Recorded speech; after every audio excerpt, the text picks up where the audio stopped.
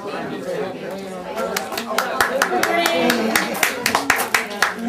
not for you, that was for her. He's a lot more entertaining than I am. He's counting. I was going to do that for you, Jerry. Okay. Well, good morning, everybody, and welcome to Shades of Green. I appreciate everybody coming this morning. The weather is absolutely perfect. We're not having those hot, humid days like we did the last couple of days. So, and did anybody here get any rain? Yeah. Excellent. No, not enough. No, I got a little bit, but I'll take anything this time. Lots of lightning and thunder. I know they were predicting all those big storms, and you get all prepared for it, nothing happens. Tonight. Yeah. Well, it's down the road. Exactly. Somebody's got to get it. It's just in us. This morning's topic is going to be on hanging baskets. And how many of you have been to this seminar before? So a few. So most of you, this is your first time for this seminar. Okay. How many people are new that have never been to the nursery before? Okay. Excellent. Very good. Well, we appreciate you coming. Come on in. What we're going to be talking about again is designing hanging baskets. When people think of a hanging basket, very oftentimes this is what you think of. Yeah. This is not a hanging basket to me. This is a grow pot. This is what the plants come in from the growers, and you can transplant it into something else. You know, it serves the purpose. You can get a beautiful plant in something like this. But for decorative purposes, I always recommend you do one of two things. You take the plant out and transfer it to either a wire basket like this, which is just your basic galvanized, lined with either moss or a cocoa liner, and I'll show you those in a minute. My favorite type of basket to use is what is known as a chambers basket. These are made in England. They are steel, vinyl coated steel. These are virtually indestructible. They last forever. I have some that I have had for well over 10 years, and they look as good as when I started. They don't rust, and they can hold a lot of weight. This particular one, which is the galvanized, these are good also, lined with moss, but you typically will get a lifespan of about maybe 2 years out of this, and then they do start to rust, and just because of the weight of the plant material and the moss, they tend to break. And again, this is typically what the plants come in, but for most purposes, it's not very decorative. Now, if you do get a plant that comes in this and you don't want to go to a lot of trouble to transplant, particularly if it's something that doesn't take well to transplanting, very oftentimes things like bougainvilleas will come in these type of baskets. Bougainvilleas are not real happy when you start manipulating them, especially when they're blooming. You tend to mess them up. So what I do is I take these wires off of this basket, leave it in the pot, and then I'll take a basket like either this or a more decorative chambers basket, line it with moss, and then just set this down in there. So that way you're getting the look of a moss-lined basket without all the work. So that, and it also helps when you're taking something that's in a plastic pot like this and putting a moss liner in between. It helps to keep the root system more cool during the summer months.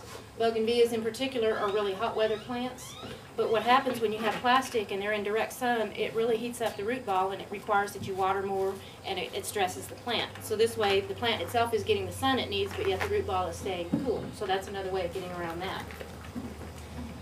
There's a couple of different things you can use to line these with. I typically will use the long fiber sphagnum moss, and it comes in different size bales. This size bale right here will do one basket about this size, do about a 14-inch basket. You can also get it in half bales and full bales if you do larger baskets like some of these. One like this will take over a half a bale to put moss in that. There's also what are known as pressed moss liners. This is the same product, but they've actually compressed it. And this is a little bit of a time saver, because all you have to do, it's shaped already depending on the size basket that you're putting it in. You just line the basket with it and then wet it down, and it plumps up, and it looks just like your typical sphagnum moss, except it's a lot less work. Now what you see here that I'm going to be using today is the loose moss, and I soak it in water. You just take it out and put it in a bucket, a trash can, whatever you happen to have, and soak it for at least 30 minutes. It needs to absorb enough moisture that you can work with it. Because if you try to work with it when it's dry, it's going to be very, very difficult to keep it from falling through. But what you're typically going to do, and I do recommend you wear gloves when you're using sphagnum moss, because you can get some bacteria and things out of the moss. It is a natural product. They harvest it up in, I believe, in Wisconsin. And it's always a good idea when you're working in case you have cuts or something on your hand. But ideally, when you're doing a loose sphagnum moss like this, you want the consistency to be about like a wet sponge. You want enough moisture in it that you can squeeze it in a ball, let it drain, but you want to be able to work with it so you can pack it into the basket and not have it fall through. If you like, you can add to your water that you're soaking it with, you can add a root stimulator product like Super Thrive, or you could add seaweed. Some people just use the seaweed. That's beneficial also because that's going to actually surround the roots of the plants that you're working with. Today, I will be doing a demonstration for you a little bit later on how to put a basket together. But say you're working with a typical galvanized basket like this. They come in different sizes from 12 inches on up to about 24 inches. Anything larger than that in this size basket is going to really be too heavy. So if you're going to go to larger sizes, definitely select one of the steel baskets because they're going to hold the weight better. Nothing is more frustrating than to get a big basket like this, get it all planted, and then have one of the wires break and the whole thing goes down. And I've had that happen, and so I always recommend using the sturdier baskets for that. Say you're starting with something like this, one of the simple little tricks I always show everybody that people seem to have trouble with, and it's one of those things, it's when you think about it, you're amazed at what a simple thing it is and why you didn't think of it. Trying to get the wires lined up when you're attaching them to the basket. This was a 3-wire prong. You have some that have 3 and some that have 4. When you want to make the lengths of them all the same, just grab them all together and give it a turn like that. That way you know that all of your lengths on your wire are going to be the same. What happens, a lot of times people will start and they'll put one here and one here and one here and you hang it and it's like this. Oh. And then you fix it and it's like this and then it's like this. So this is a real simple way of getting it level before you do all the work. And you're just going to run that through each side of the basket. On this particular one, I'm using a 3-prong just simply because it is a smaller size. On larger baskets, I always use a 4-prong. And you can also tell by the number of sections on the basket what size, how many prongs you should use, because on this particular one, since it's a 3-prong, I'm attaching it to every other vertical wire in the basket. That way you're getting even spacing all the way around. Let me get this attached and I will show you exactly how you want to do that. Now when you do attach it, you want to run it over the vertical wire, not just along the side, because if you put it here, it's going to move on you, and that same thing happens. It causes friction that can cause the wire to break. It also causes the basket to be unlevel. So attach it to the vertical section and then wrap it over the top and back through. You want a really good wrap on that piece of wire so that it's not going to slip through when you get plants and soil in there. Because believe it or not, these baskets are pretty heavy when you get them full of soil. The moss itself can actually hold 20 times its weight in water, which is a good thing, but again, you've got to consider the weight. So on this one, let me get this attached. And like I said, these are quick and easy, and they're readily available. You can find these almost anywhere. And these are great when you want to do a simple basket with lots of plants, and when you don't want the basket to really show, because by the time you get moss in this, the basket's not even going to be visible, particularly if you put enough plants in it. And any of you who know how I plant, you're not going to see any soil or very much moss on a basket like this. But that's a typical 14-inch. Okay. The chambers baskets, there's a couple of features about this that I really like. They have the spacing a little bit wider, so you can actually use larger ones. You can use larger plants to go through. And the other thing I like is the bottom of it is not totally flat. So if you wanted to, if you had a basket that you were hanging really high, you could actually plant the very bottom of this. And the plants would come out of that, and you wouldn't even see the basket on that either. The other thing I do like is they typically are deeper, so you can get more soil. Because by the time you put moss in here, you're going to put a good 2-inch layer of moss around these sides. You lose a lot of space. A basket this size, by the time you get the moss in there, you're not going to have a whole lot of room for the root ball of your plants, particularly if you're using larger plants. The other thing I do like about the chambers is they come with chains that are separate. So what you can do, and the way I'll do it today, is I'm going to plant the basket on this stand. Well, you can then hang your chains and attach the basket. They have little open hooks, so they're real easy to attach, and you can just string them up that way. On a large basket, if you have ever tried to hang one that has just the rings attached or the wires attached, and you have one little hook, and you're trying to maneuver a heavy basket and get it through that one little eye hook. It's very, very difficult. So this is easy. You can put the chains up first and then attach the basket to it. It's just a lot easier. Now, if you're dealing with really large baskets, this is what I consider a medium. This is a 17-inch diameter, which is a good size to work with. And you can get enough plants in it to look good. These are 17-inch, so they do look larger when you get them planted. You get a lot of volume just by adding the plants and the moss, because those are identical baskets to this one. But again, weight is something you need to consider with hanging baskets. When you get moss and soil and lots of plants in there, a large basket can weigh a considerable amount. You know, something like this is probably going to weigh 50 or more pounds. Something like this is going to weigh 150 to 200 pounds. So if you're doing big baskets like this, make sure that you have the location that can support that kind of weight. If you'll notice on this basket, what I've done is I've got it on a stand for support, but it's also on the hooks here. And the reason I have the stand under this one, these hooks are not really strong enough to support that kind of weight for any length of time. So that's just kind of an extra support to take the weight off of it. If I were going to display this basket, I would go to the hardware store, get a really heavy chain, and you'd want to wrap it around a large branch like on an oak tree or a sturdy piece of wood or something, because it's going to take some you know, considerably sturdy structure to hold it. But you know, you can go and you can purchase chains that will hold, you know, several hundred pounds, and make sure you're getting something that can support the weight. Other things that you need to consider, there are different types of hooks. If you're going into a beam or something like that, you can do a hook like this, but make sure that the one you purchase is strong enough to hold that kind of weight.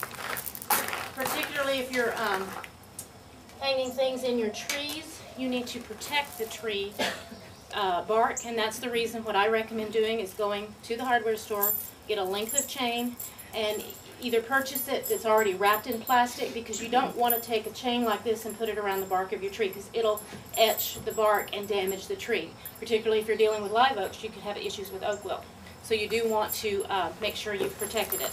At home, what I did is I got some heavy-duty chain, took an old garden hose, split it, and wrapped it around there, and then I spray painted it to match the color of the bark on the tree, and you can't even see that it's there, but yet it supports the basket and protects the tree. Y'all can come on in. Okay. So anyway, that's definitely consider weight, and also consider location when you're looking at size, because a small basket, say something like this, really needs to be appreciated up close. You know, if you take this and stick it out in an oak tree out in the yard, you'll never see it. You know, this is great for, you know, maybe on your patio where you're going to be close to it. Something this size, if you want to make a statement, you hang some big baskets like this in your trees and you can see them, and they'll just get bigger and fuller. These have not even grown in yet. I just planted these baskets yesterday. So these are not even to the size that they're going to be when the plants grow in.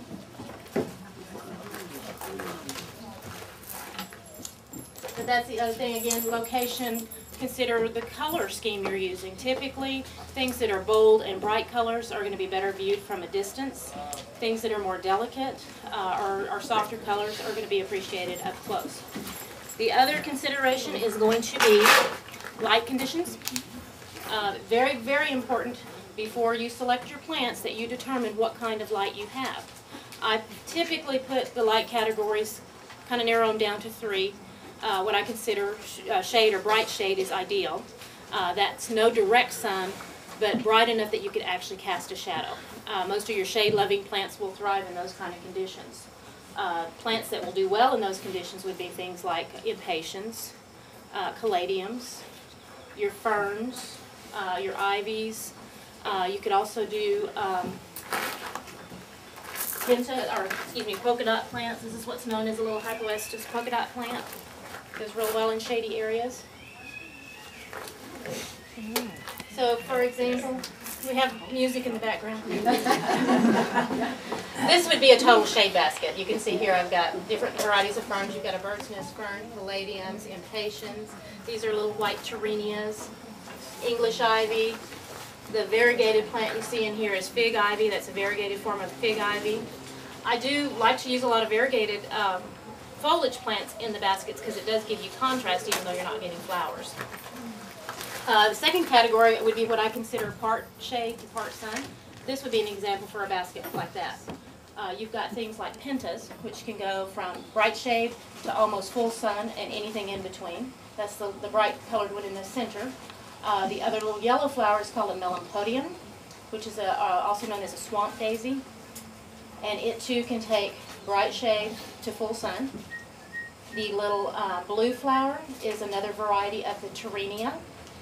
It will do well, again, in a variety of conditions. It can tolerate full sun if you water it well. It's not a drought-tolerant plant, but it can tolerate from bright shade all the way up to full sun. The other plant in there is the VIP petunia, and it too can take, partial shade to full sun. And the last category would be what I would consider full sun, which would be this basket right here. This time of year, as we're getting into the warm summer season, even though you have plants that tolerate full sun, it's not a bad idea when you're placing your baskets, even for the full sun plants, to put them where they get a little bit of shade in the hottest part of the afternoon. That saves you on having to water. Hanging baskets, typically when we're in really, really hot summer, you may end up watering every day. This one has potato vine, which are both the green and the purple. The VIP petunia, again, it's one of the ones that can go either way. It can tolerate the full sun as well. The little yellow daisy-like flower is called a Dahlberg daisy. The little spike plants in the middle, those are a type of celosia or coxcomb. And there's a bunch of different varieties of those. They vary in height and color and the flower shape, but they're very well adapted to full sun areas. In the center you have the yellow marigolds. And this little white flower right here, this trailing plant, is a type of what we call a fan flower or scabola. More typically you see it in the purple, but this is a white form of that really gives some nice contrast. As it grows in, it's going to kind of intermingle with the other things. And I think that's it in this basket. So basically, look for your light conditions and make sure that you're getting plants that are appropriate. The worst thing you can do is to mix shade and sun plants in the same container, because you're going to have a hard time placing it. Very oftentimes you will see, and I see this in gardening magazines all the time, they photograph these beautiful containers and hanging baskets, and they have plants that look really good together, but anybody who knows plants, anybody who's a horticulturist, could tell you those plants will not survive together because they require different light conditions. You do not want to put a fern with a bougainvillea, because the fern's going to want moist shade and the bougainvillea is going to want dry sun. So how are you going to, work on that and keep them both living and both looking good? Donna, earlier a lady had a question about, are the moisture requirements for each of these baskets comparable? Generally, yes. And that's another consideration, not just light conditions, but watering conditions. You don't want to put something that is like a desert type plant that requires really dry soil with something like a maidenhair fern that requires constantly moist soil. So do consider that as well. Now there are ways you can kind of manipulate that a little bit. For instance, in this basket, the ferns are going to be the thing that's going to need the most moisture. So whenever you're placing plants in a basket, put the things that require the most moisture toward the center or the area that contains the most soil, because that's going to have the most moisture. Things that require a little bit drier can go down on the outside edges. Like the English ivy can go drier than the ferns can, but when you place things on the outside edges or the lower portion of the basket, that's going to tend to be the area that dries out first because there's more, the wind hitting that. But anything in the center of the basket is always going to stay a little bit moister than the exterior. You can also adjust your watering so that you're concentrating the watering toward the center to keep those plants moist, and then just do a light spray with a hose around the outside edge. So that is definitely another consideration.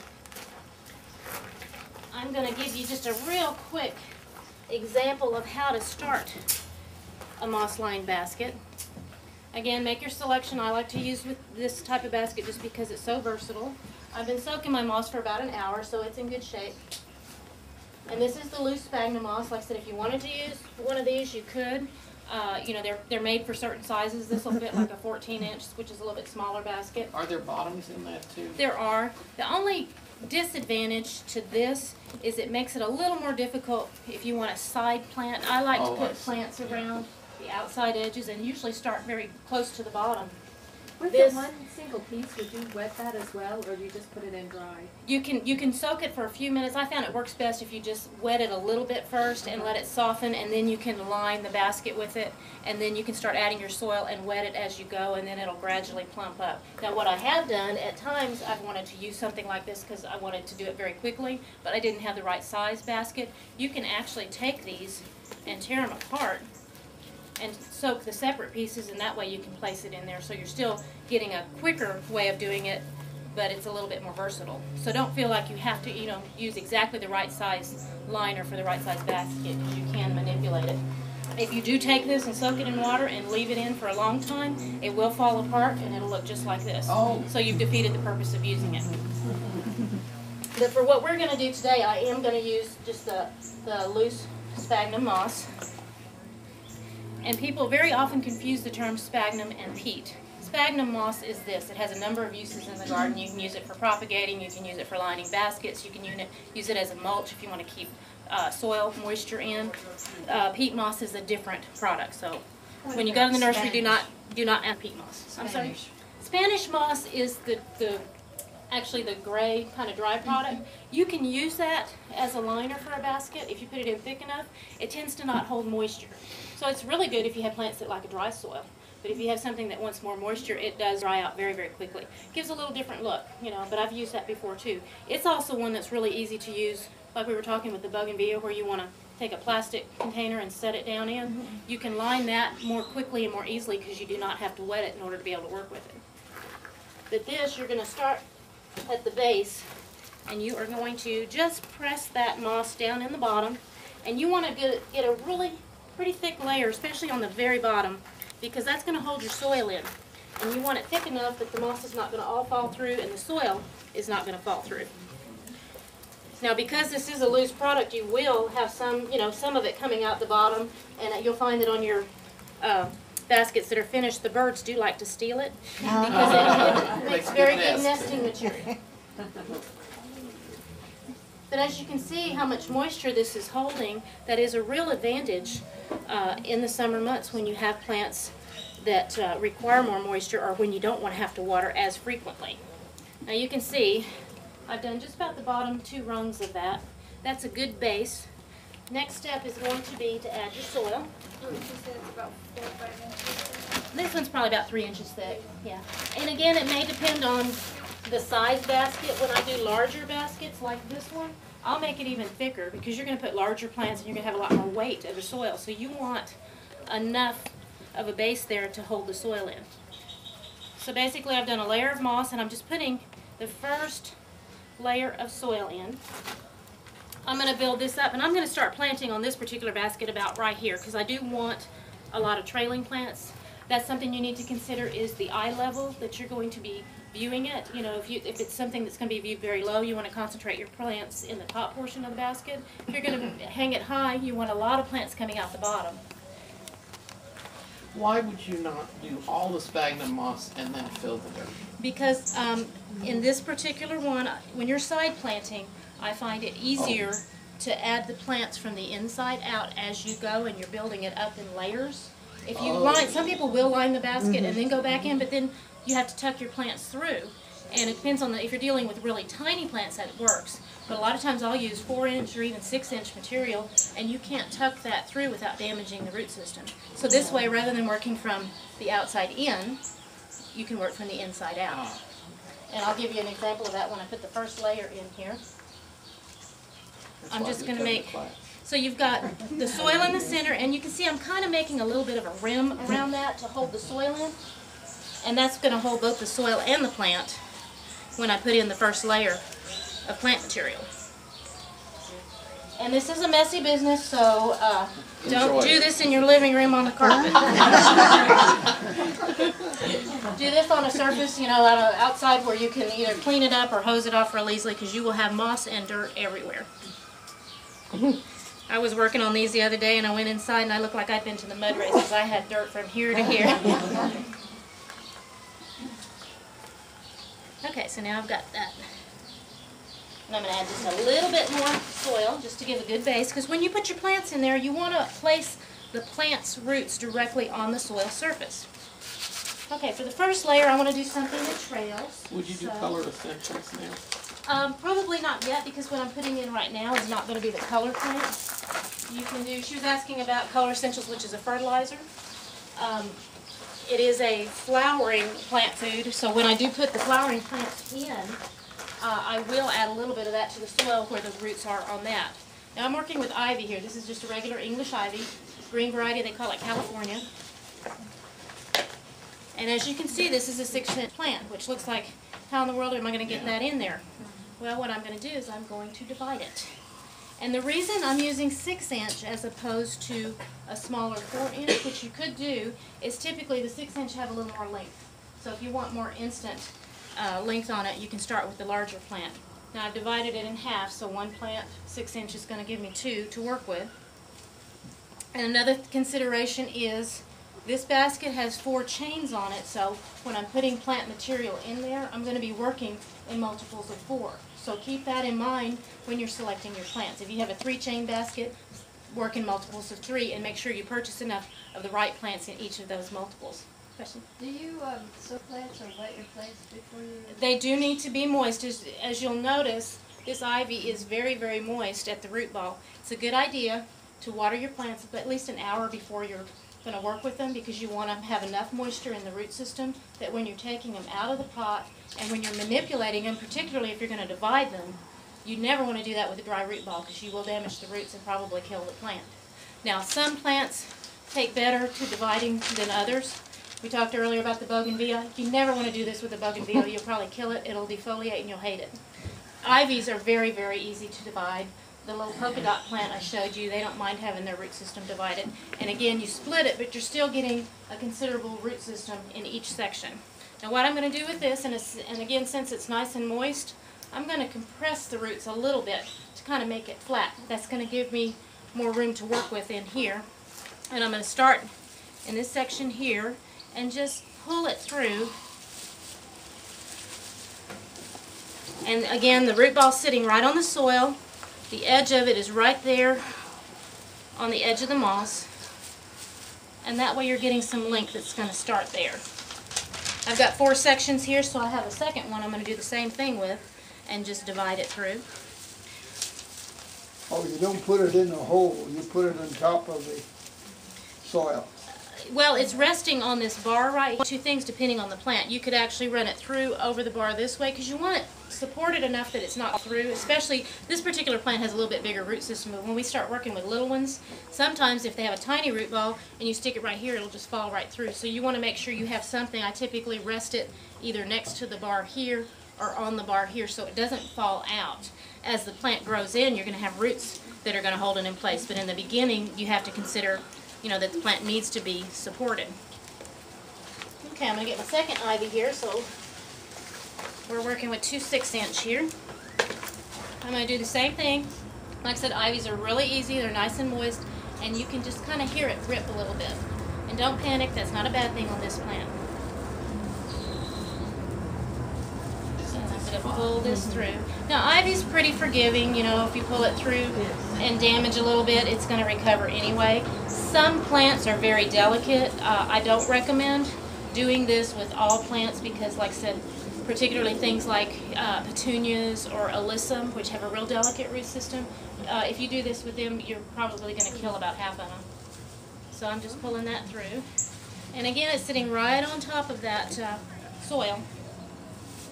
If you have a plant that has a really delicate foliage or flower and you don't want to damage it as you're pulling it through, another little trick is to take a paper towel and wet it, and you can wrap it in that and then kind of compress it and pull it through, and that protects it somewhat. But on the ivies, I find it's usually not necessary. And if you have a few that come through and look like they're a little stressed, you can always trim them off as you go through. But ivy is one of those plants, it forms roots along the stem, so everywhere that it hits soil, it's going to come out and grow. So now I'm just kind of pulling that through, and you can move them as you need to. So that's your first layer.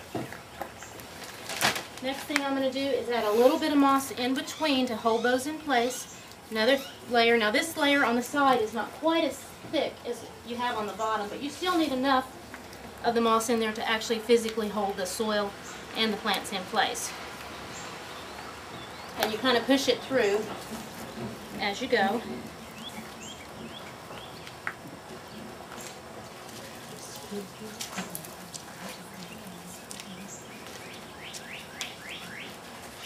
And this is something that, you know, when you're working on a project like this, depending on the size basket, give yourself a little time. You're not going to do this in 5 minutes. You know, this is something that's going to take a Play while. with it.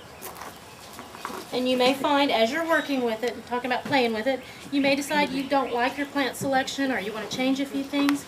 You know, at this stage, it makes it easy. If I decided I didn't like these ivies, I could pull them out and start with something different.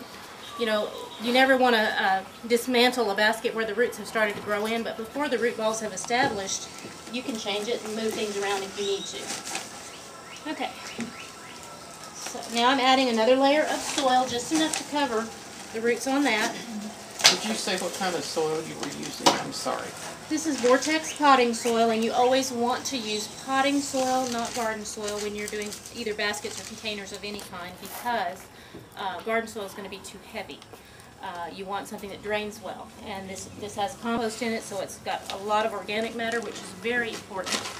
Thank you.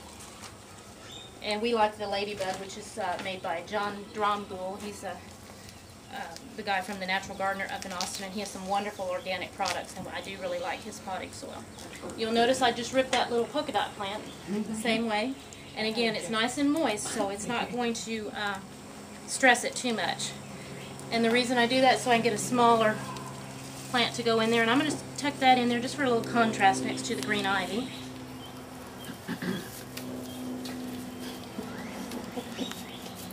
Don't hurt me. Don't hurt me. We haven't screamed yet. Okay, we're going to get a few more here. What size are those? And these are 4-inch. Now, we also have 6-inch. Depending on the size basket you're working with, use the largest plants that you can to get the size that you need. So the larger baskets typically have larger spaces. So on a basket this size, I actually use 6-inch material, which is the size of the ivy. And then this is a 17-inch, so the 4 inch is a real good size. But I'm still dividing them just so I can get more small pieces to tuck in. Okay. Hearing those roots rip just.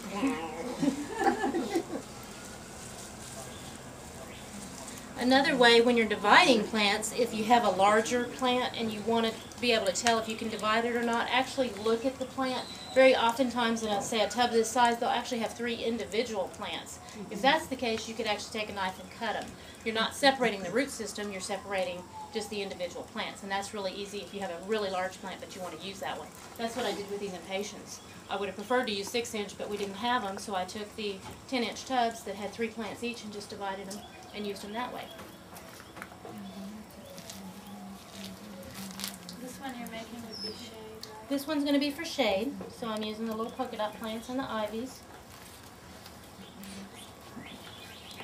And I'm just going to tuck on either side of the ivy there, and just kind of, just kind of balance it all the way around. How long have you been making baskets? Oh, for several years. I'd say probably about 10 years now.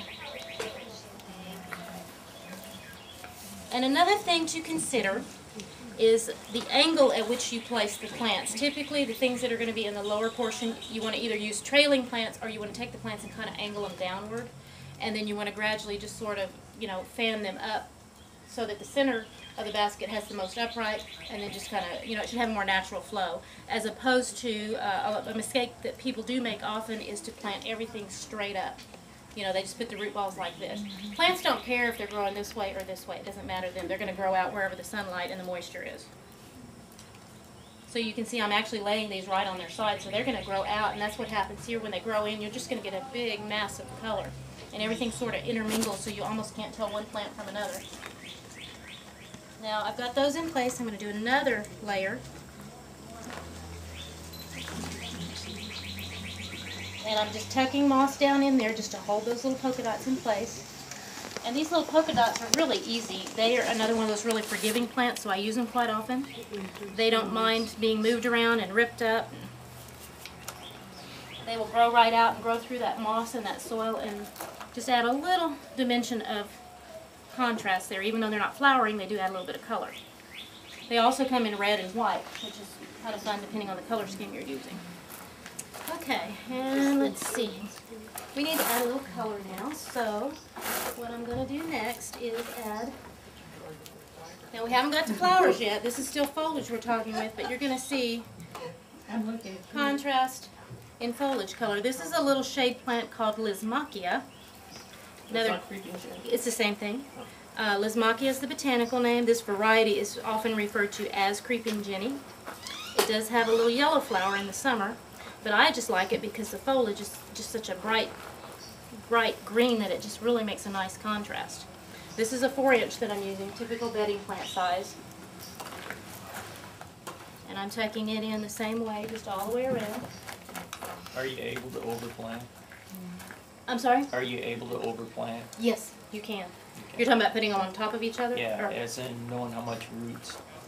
Yeah, it depends on the plants. You know, again, these are, you know, they're moist, so you can actually manipulate the shape. You don't have to plant necessarily just because it grew in a square pot, it has a square root ball, but you can manipulate it and flatten it so you can get more plants in there. I'm basically placing these at this point in between the others, so there is some space for the roots there. And same thing here, this is a little trailing plant that's just going to kind of, you want to pull it right through here. And that's just going to give another little bit of contrast there. Do you just wing this when you do it, or have you got a scheme in your mind? Nope, I just wing it. I No don't two plan baskets are the anything. same. Huh? No two No, baskets are the same. That's why when people have me make custom baskets, they go, well, let me go ahead and pay you for it now. And I say, don't bother, because I don't know what I'm going to do yet. And that's exactly how it is. And that's what's fun about it, is you can be creative. You can pull flowers, what looks good one day may not look good the next. Pull the things that look the best. And just as you work, you'll just kind of see what you like. And again, if you plan as far as your light conditions and that sort of thing, you have a general idea of what you can and can't do, but you can change it. And a lot of it's just personal taste. I like bright colors, lots of contrast. Other people may prefer to do a basket that's all maybe white and green or in pastels. You know, pick what you like, because you're going to be looking at it for a long Now, time. that last one you put in to go into the same rung, does it make any difference? Not really, because what's going to happen is they're going to The grow filling? this way, and it's going to grow into the soil. That one has not Yeah, quite as got much it. space. Yeah. And that's another thing about, especially when you're doing your hanging baskets, plants are not going to grow in a perfectly symmetrical manner. So don't focus too much on trying to make it perfect, because it's going to just kind of grow in. It should look natural, and it should look beautiful, but it doesn't have to look manufactured. It does not have to look perfect. Now on this particular one, I am going to put something in the center, and I do like to use, I got so many plants here I can't walk. This is a bird's nest fern. And I typically like to put something in the center of a basket that's going to give it some height and give it a little bit of upright contrast. What about the sun requirements for the birds? This is a shade plant as well. So this whole basket, I'm doing things that are going to be for shade. Now, one word of warning, ferns do not like to be divided. Do not try to rip up the root system on a maidenhair fern or a bird's nest fern. You will kill it, and it will not be happy. The reason I'm going to this point now is I just kind of want to get my placement so I see how much. What I'm going to end up doing is raising this a little bit, because this is going to actually end up being a little higher in the center. So I'm going to build the center portion up. Donna, how large will that bird nest fern get? It can get, there's different varieties, but typically it'll get about 18 inches tall. Now there are some that get larger, and Sylvia, I think, can tell you this. She had one that kind of grew out in a pot that she had planted, and it was sort of taking over. So you can go through and clip some of the larger leaves to make space for your other plant.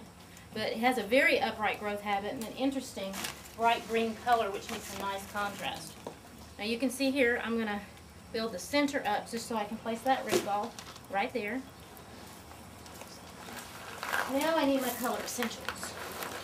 Now I notice everything you put in there right now will last a few years. Now, there's going to be other plants that you're sticking in that are flowering that probably won't last but that season. That's true. I usually do a combination of evergreens, like your English ivy is an evergreen. It's there year-round. It doesn't freeze, and it'll keep growing and get fuller and prettier. The fern is going to be a perennial. I wouldn't call it evergreen. A winter could freeze it, but you can cut it back and it'll come back. Okay. In the center portion of the basket, typically, That's where you're going to want to put the brightest color, and I usually concentrate annuals in that area because that's something that can be changed out every season. I usually say in the spring and summer we'll do impatiens or caladiums or terenias, and then when they die out, when winter gets here, you can leave everything else. Your fern will still be there, your ivy will still be there, and you can replace it with maybe cyclamen or something else that would tolerate the cooler weather without having to remake the entire basket. Okay. Now, a few exceptions on using evergreens. Any of you who've been to my container seminars know this. I don't recommend you use asparagus fern in a mixed basket. It is so aggressive, and it's beautiful the first few months you have it, but it grows so quickly that it literally chokes everything else out. And you'll hate it because when you go to take the basket apart, you're going to have to get an axe to get those roots out of there because it'll just take over everything. So I don't recommend you use that unless you put it in a basket by itself. This is the Color Essentials, which is a granular organic flowering plant food. Since I'm getting ready to put flowers in this section here, I'm going to sprinkle a little bit of this just right around where those root balls are going to go. That just kind of gives it a boost to get it started blooming. It also has phosphorus in it, which is good for helping to establish roots. So that's going to go right around that area there. This is a really good product. They used to sell it under the name of Rose Glow. It was actually formulated for roses, but we found that it works so well on other things that we have renamed it Color Essentials because you can use it on flowering annuals, perennials, trees and shrubs, anything flowering. It really seems to. It is. That's exactly how we discovered it. I had a crepe myrtle that had never bloomed, and I was flowering. I had flowering plants underneath it. I was fertilizing with the Rose Glow, and the crepe myrtle started blooming. Can you use it on bougainvillea? You can. Does it make them flower? It does. Now we've for years have recommended the hibiscus food, and that works well too. If you have that, still use it. But this works as well as the hibiscus food, and it is an organic product, which we really prefer. You can use it for your crepe myrtles, so just put it around the... Sprinkle it around the root system and water it in. It's excellent. How often do you feed it? That's another advantage to using a granular as opposed to a liquid fertilizer is you only need to do it about once every 4 to 6 weeks. Liquid fertilizers we recommend has to grow, and natural solutions are excellent, but you do need to use them about every 2 weeks if you really want them to be effective. If you have the time and are willing to do that, that works fine, but this is good for lower maintenance. Can you overuse that or overfeed with that? You can. It's not really going to hurt anything, but basically you're just wasting your time and money by using it more often than you need to. You're not going to get any more benefit from doing it once a week as you would opposed to every 4 weeks. The other thing I do tell people, especially if you're putting it on things that are already in the ground and you're putting it on the soil surface, this product does, because it's organic, it will actually grow a little kind of a gray mold, and it's actually a beneficial fungus that will actually help to control the non-beneficial fungus in the soil, so don't panic. Very oftentimes people will call and say, I put this stuff on, now I've got mold growing on everything, but it's a good mold. Okay, we've got that set. Now we're going to start working with some color. I'm going to kind of move up since I've got this placed in the center. I'm going to, in this area, put some plants that are a little bit more what I call a mounding shape. They kind of grow upright, but not really. They just kind of have a nice full. This is a terenia, and it's a nice full look. And I'm going to place it not completely upright, but slightly angled. Right next, and it's going right next to the root ball on that fern. I've got several of these here. And these are going to be real pretty when they grow in. They're a purple and white variety of the terenia. Now the blue one you see here is a trailing variety. This is going to be more of a mounding variety, so they have a different growth habit even though they are the same plant. And what I usually do when it comes to placement, I kind of use these hooks here as an anchor to know if I'm getting it evenly spaced. Again, it doesn't have to be perfect, but that's a good general rule so you can kind of follow and see where you are. I'm going to add a little more soil on this side because it's a little bit low. And I'm filling in. And do not be afraid when you are dealing with annuals to place them right next to the root of the plant. The annuals, this will be gone by winter, so by the time this fern starts to grow in and establish more roots, these guys are going to be gone, so you're not going to have to worry about them getting overgrown. If you were dealing with perennials in a basket, you will need to really increase your spacing. I don't like to use a lot of perennials in hanging baskets, depending on what they are, because they do tend to overgrow, with the exception of just the greenery. I wouldn't put like lantanas and verbenas. because they tend to get very, very root bound after 2 or 3 years and not look as good. Okay, I'm going to go back and throw a little bit more soil in here. Another advantage to using the annuals is, again, you can switch them out every growing season and get a different look. Okay, we're going to do, so I've got 4 of these.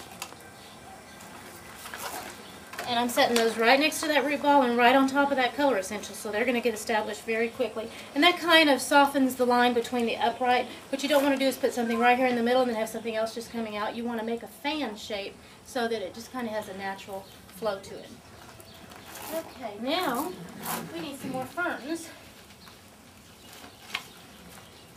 And the reason I'm adding that is, again, to kind of soften that. This is a little maidenhair fern. Same thing, I'm using a 4-inch on this one because I don't have a whole lot of space here, so I'm going to compress that root ball a little bit. And I'm just going to tuck that right in there. This variety of maidenhair, they call it rosy maidenhair, or some people call it 5-finger maidenhair. They call it rosy because the new growth comes out sort of a rose bronze color.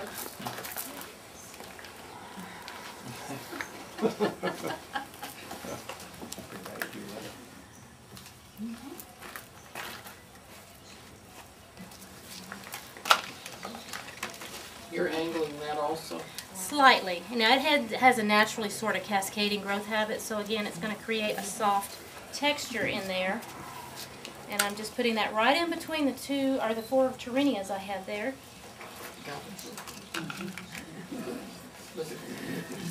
Oh no! Okay, one more. And now we're ready to really add some color. I'm going to use Impatiens. Now this is a real versatile size plant to work with because this is what's known as a 4-pack.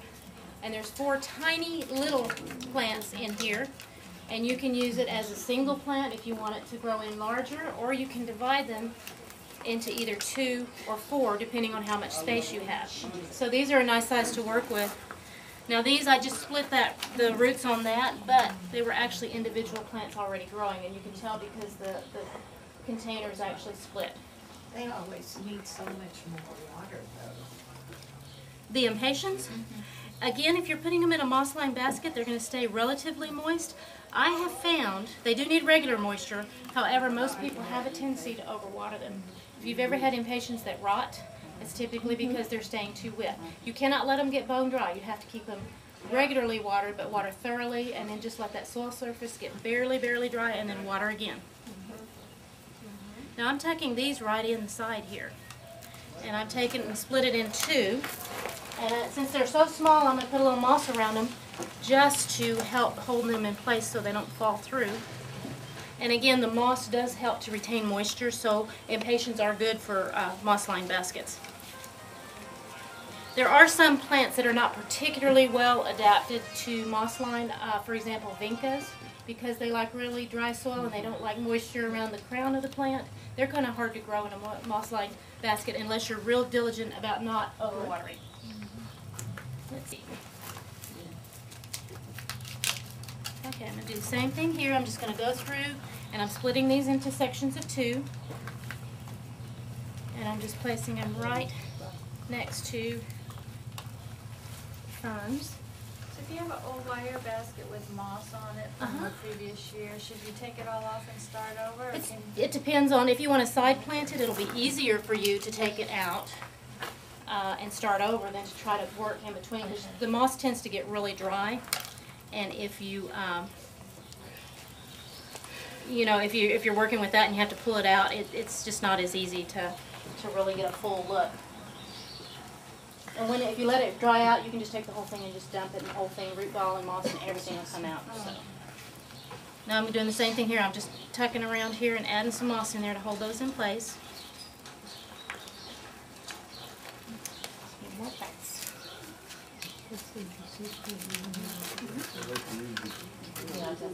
It is easy.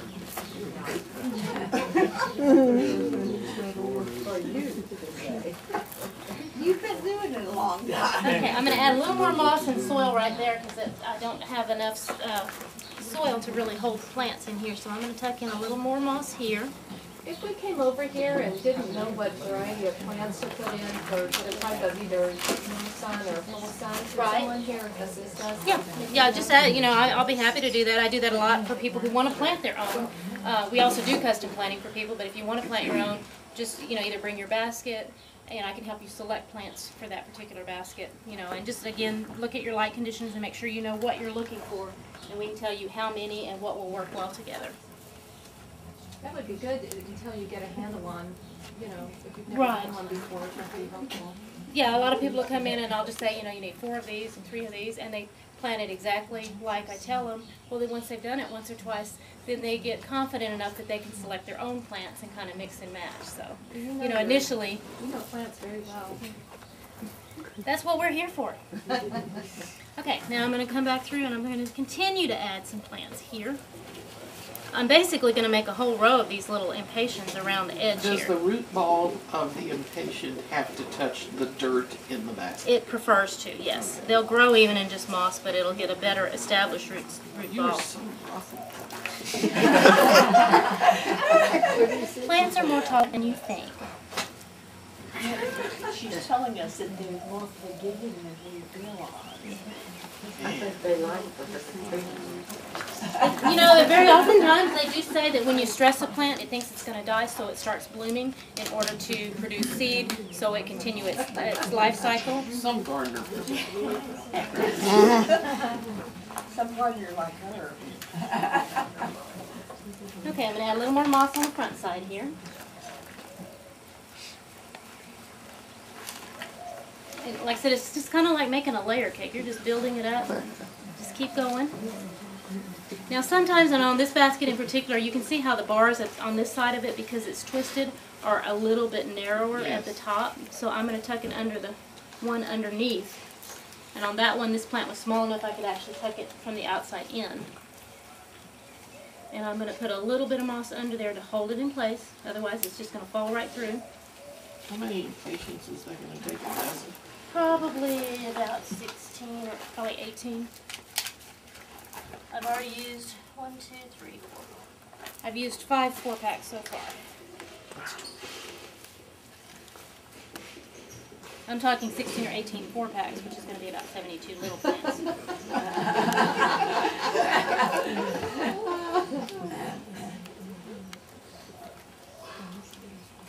But you'll be amazed, these are so tiny and they just look like nothing right now. When they start to grow in, you're just going to have just a mass of color coming out of the side of this basket.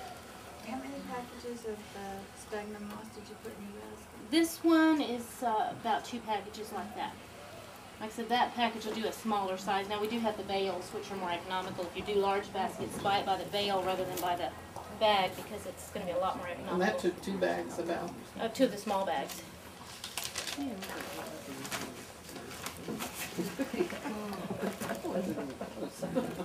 A half bale, just for those of you who want to know, a half bale is about like that, and that will do 3 baskets this size. A full bale will do about 6 baskets this size.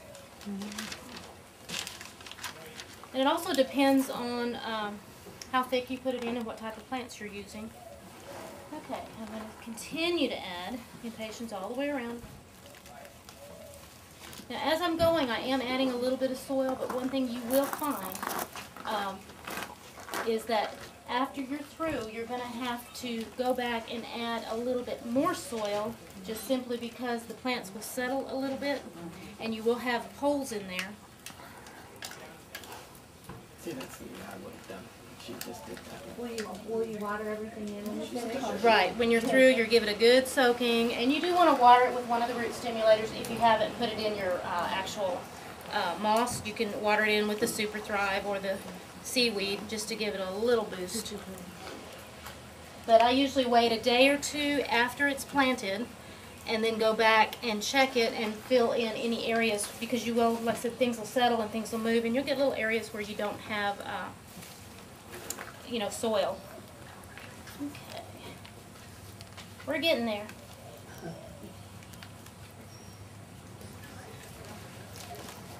If I'd done a smaller basket, we'd get through faster, but I couldn't get as many plants in there.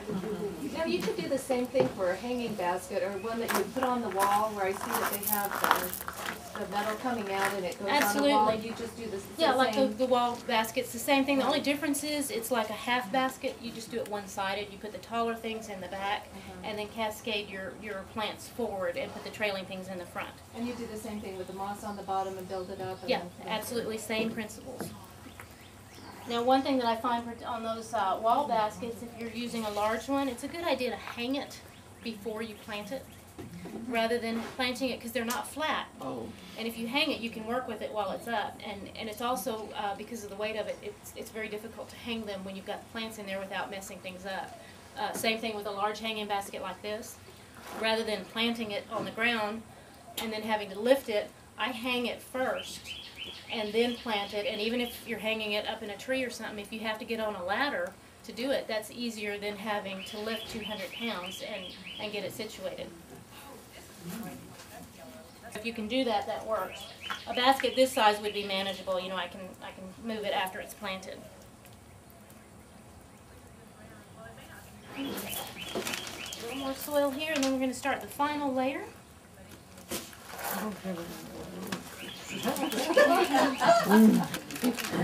And another thing you will find is it takes about 24 to 48 hours for the plants to recover from being manipulated. They do tend to look a little wilted when you first put them in because you have been messing with the root system and you have stressed them a little bit. They're going to wilt, but you'll be amazed how quickly they recover. Just like you were saying, you were here yesterday and you know, some of these were looking like that because I had just planted them.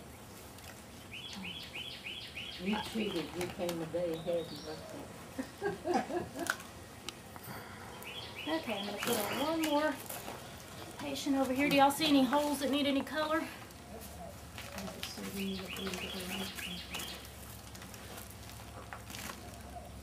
if I did, I wouldn't tell her. Why, you're afraid I put more in there? Yes. Okay, now this little space right here is really small, so I've actually divided this last one up so it's a single, and you can do that. You know, whatever it takes to get them in there and fill the spaces up. Let me take a look. You can't see what I'm doing from the front. Okay. Okay. When you water that, Donna, do you use a spray or? I use a water wand. Uh-huh. You know, just on a water, and that's handy when you have hanging baskets because you can reach up with it. The long wand with the nozzle on the end. You don't want a real heavy spray because you know, some of the plants are delicate, and if you put a real heavy spray on them, you're going to damage them. So use a light spray, but yet you want the wand so you can get it up and get it in there and actually water the soil really well. It's a good idea on moss lined baskets, especially during the summer, to go around the outside edge and just wet the moss. That's going to create that kind of cooling effect. Now I'm going to add a little bit of ivy. This is another issue you have here. You have the plants here and then these here. You want something to kind of soften that edge, so I typically will add a little bit of English ivy in between there, just to kind of soften that edge a little bit. And when they start growing in, everything's going to grow in around them. I'm going to add some more moss. The last layer of moss that you put on is going to be right above the edge of this top bar, and you want to make it a good inch or so above that, and the reason for that is when you water, you don't want all that soil rolling out over the moss. You want to create basically a lip to hold the soil in. But some of the plants aren't really in a lot of soil. Do they get established in the moss? They do. Can Some grow will, like in the English moss? ivy will. That's the one that you can put really, I mean, you could take a cutting from that and stick it in moss and it'll grow on it because it does establish roots along the stem. Now something that has a more substantial root system you would want to put, like, you know, toward the center so that it can actually be in more soil. The impatiens actually, you know, you can grow those from cutting so easily. There's been times when I've just whacked them off, stuck them in the moss, and they grow. So they don't need a real big root system either.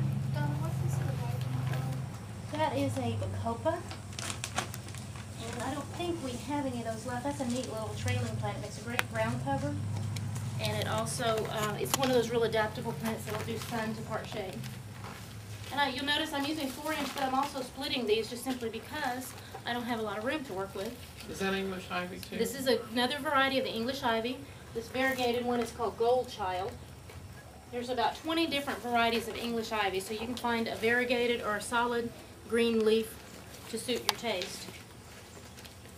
And Those see, are that's 4 going to inch? kind of grow over there as well. 4-inch split. Yeah, 4-inch split. And I really base whether I split it or not on just how much room I have to work with.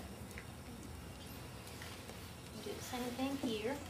So tomorrow will those impatiens what, go straight out or will they These are stand gonna up? go. These are gonna go kind of start trailing down, and then I'm gonna put another layer right here that's gonna be more upright. So you're gonna have lots of color right around the upper lip.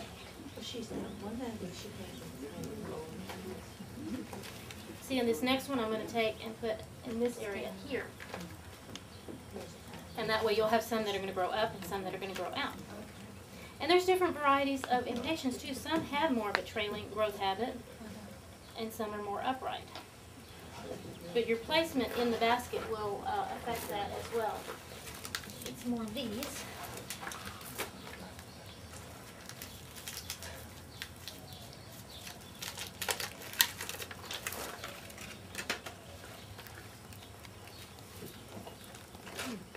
Okay, what I'm going to do is place a little bit more right along here. Is that on the same row as that last row? This of is ivy? actually on the very, very top, right next to the ivy.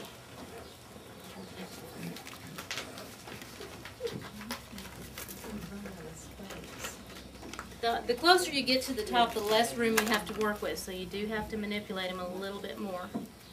That's when you decide to stop, is when you finally run out of room. Now, will you put moss or dirt on top I'm of going to that? put, you're going to want dirt on here. What you don't want to do, you do not want to put moss in between the plants on the top, preferably. It depends on the type of plant. Some can tolerate that, some cannot. But ideally, I'm going to put a layer of moss right here. These impatiens are gradually going to grow over it. When you first get them planted, you're going to see kind of a line there that's kind of unattractive. But after a week or so, when everything starts to grow in, it's going to cover that, because the impatiens and the ivy are going to grow in over that moss. I have a question. Are the root balls of this row of impatiens on top of the root ball of the bottom impatient? Yes. They are? Yes. You didn't put any dirt in there? Well, there was dirt already in there. But they're kind of like this, one on top of the They're other? they're layered, yeah. Really? There's just a very thin layer of dirt in between. Okay. Could you use that euphorbia behind you? Could you put that in for some white? You could. Now, that particular one, I didn't have a small one. That's kind of what I had wanted to use in this basket, but we didn't have any small ones. That one's in actually a 1-gallon container, which I really don't have room for. But if you had a 4-inch, the white would be beautiful. That's here. what I was thinking. And, you know, that's that euphorbia they call Diamond Frost. Can you split those? The Diamond Frost, probably not. I haven't tried it yet, but it looks like it has a pretty Okay. single root system. But they get pretty tall, don't they? They'll get about 12 to 14 inches tall. I'm just looking for holes here where to place some more color. And you can even take your fingers and kind of dig a little spot if you want to add some. And you can kind of fill in with that.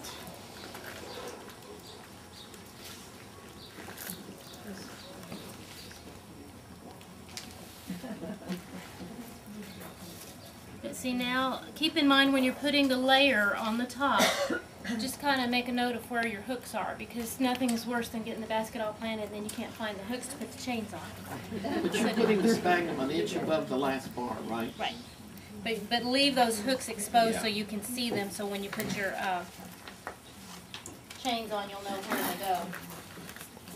So we'll go back through. Ideally, I would have preferred to work with 4-inch impatiens, because they would be a little larger, excuse me, larger and have more color.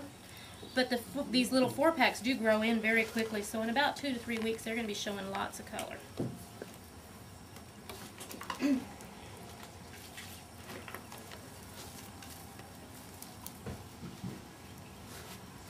I'm just tucking those in, making some space for them. What you're going to find happens is the plants literally all just kind of intermingle and grow around each other, so you can't tell where one plant starts and another one ends, and it's just going to be just a massive color and foliage. A few more impatiens. We're getting real close to being done here.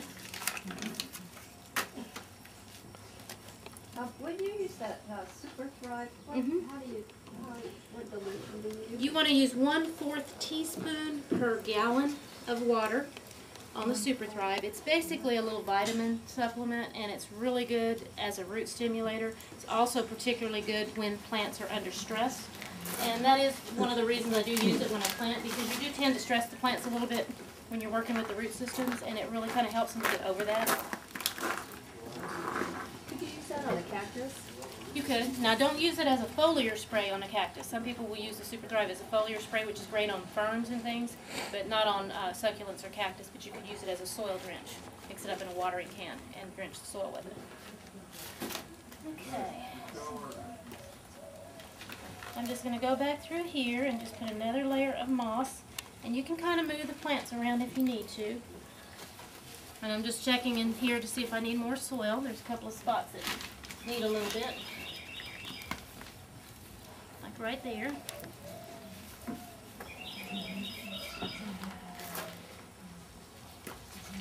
Another thing you'll find after a day or two, you may want to go back and check the side of the basket, because sometimes some of the moss will fall out, and if you have little holes there, you can either tuck another plant in there or fill it in with moss.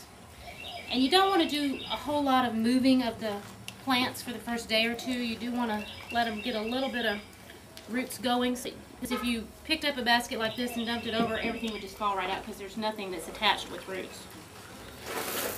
Okay, let me see. That looks pretty well done. And again, just take your little Super Thrive, mix it up in a watering can, and I'm going to go through and water. Even though everything I've been working with is wet, this just kind of helps to settle everything in. It'll help the soil to sink, and you want to make sure that the entire root ball of everything all the way down has been saturated. When you're watering, very oftentimes the mistake people make is they just water the top few inches of the soil. Every time you water a plant, you want to water or apply enough water that it's going to literally drain out the bottom. And I usually water, wait a few minutes, and then water it again to make sure it's saturated. You want to do very deep and less frequent waterings as opposed to shallow and frequent waterings. There are some things that you can do if you have plants that need a lot of moisture, or if you have a particularly hot area where things dry out quickly. There's some soil moist crystals that can be added to the soil when you plant, and those help a lot so that you don't have to water as frequently. Just be careful about not overusing them. Some plants will tend to stay too wet if you either put too much or if you use it on the wrong type of plants. For ferns and things, you could certainly use it, especially if you're not a person who wants to water every day. I tend to not use them simply because I like to check my plants every day, because if you're looking at your plants every day, you can see what's going on as far as their growth habit. You can find any insect or disease problems quickly. If you check them regularly, you have a better idea of what's happening. So now what you can do is just, like I said, put the chains on it, hang it, and leave it alone. Check it daily for water. And then, you know, a basket like this should last, planted now, it should last till well into the fall and early winter. Basically, when we have the first cold spell, the impatiens will go, and those can be pulled out, and then you put your winter plants in. So it's not like you have to replant the entire basket every season. I usually do 2 plantings a year, one in the spring and then one again in the late fall. Could you bring it inside to save it? You could, but now a moss lined basket would be a little messy inside. That's why I just, like I said, I do, majority of the things I do are things that I know can tolerate both hot and cold weather, and then the annual color is really the only thing I change out. And plus I get tired of it. I like to experiment and try different things.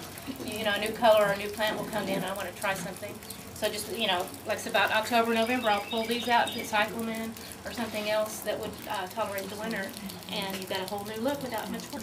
The bird's nest burn, will it take a freeze? Now the bird's nest can take a light freeze. I've been surprised how cold-hardy they are. I had always been told that they were not, but I left mine out down to about 30 degrees and it was fine. If it gets much colder than that, you can cut it back or it'll freeze back, but it comes back from the roots, so it may or may not be evergreen. You know, if that's something that you want to keep, another little trick you can do is leave it in a pot and leave a hole in the center of your basket, and just put the entire pot down in there, like that 6-inch pot that it was in. You can set that down in there, surround it with your other plants, and then if you have a really cold spell, you can take it out and maybe either replace it with something else or just protect it depending on the weather. How long would a talking about the basket? I've got mine in my backyard that I've had for 5 or 6 years, and the ivy's still, and the ferns are still there. The only thing I replace is the cover. Yeah. Donna, you said just pull them out and put others in, but I have a question. That first row of impatiens that you put in Right. are in the sphagnum moss. So Right. when you pull those out, would you wet the basket thoroughly so you could insert? You will, and that, like she was saying, you know, if you have some that's already got moss in it, you're going to physically have to pull it out if you're going to replace them. So. But then the moss around it, just add what you Just need. add more what you need to. Okay. And you're going to find the moss does deteriorate over the seasons, and occasionally you will have to go back and add some more, and that's not a problem. You can, you know, just wet the whole thing, soak another batch, and just tuck it back in. Whatever the birds have taken, you can replace that. Typically what happens is this top layer right here, that's the first thing to go because the water's running over it, and it just gradually kind of erodes it. And that's the thing that's going to have to be replaced most often. So what do you feed it with later? Now again, we put the color essentials in, so this one should be good for about a month. If you want to use a liquid product, you can do the Has to Grow or the Natural Solutions.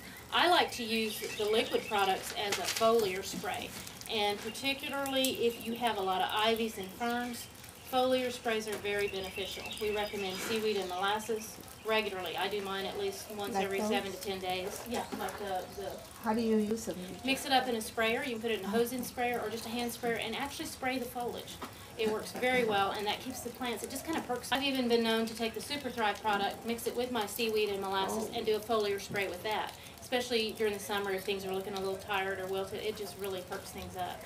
Don, I have some of those wire baskets that are really, really big, and Right. I found exactly what you were saying. They just turn out really heavy. Mm-hmm. Is there anything creative I could do with it that wouldn't be so cumbersome? Same thing you can do, like we were talking about using a plastic liner and do your Okay. planting in the plastic liner. Okay. And you could even use just like either moss, rather than the soaked moss, you can use what's known as a cocoa liner. I'll show you this. Or the Spanish moss that she was talking about. This is a cocoa liner. Okay.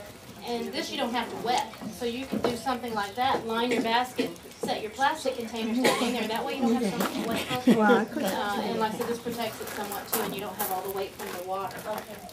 So you could use those instead of sphagnum. You could. Now the only disadvantage to using a cocoa liner is you can't side plant. But if you have things that you want to plant where they're just going to have plants on the top, and you can even put things that'll trail over the edge, this will work very well for you. Maybe like the fern that you were talking about, which is the one that takes over. The asparagus fern would do very well with a liner like that, because the root ball on that gets very heavy in itself. And if you put moss in addition to that, you have a basket that would just weigh a ton. I had one gentleman that had me make some baskets that were, believe it or not, bigger than he had to hire a tree company, and they had installed a pulley so that he could lift the baskets. Because they're very, very heavy. Well, thank everybody for coming and choosing.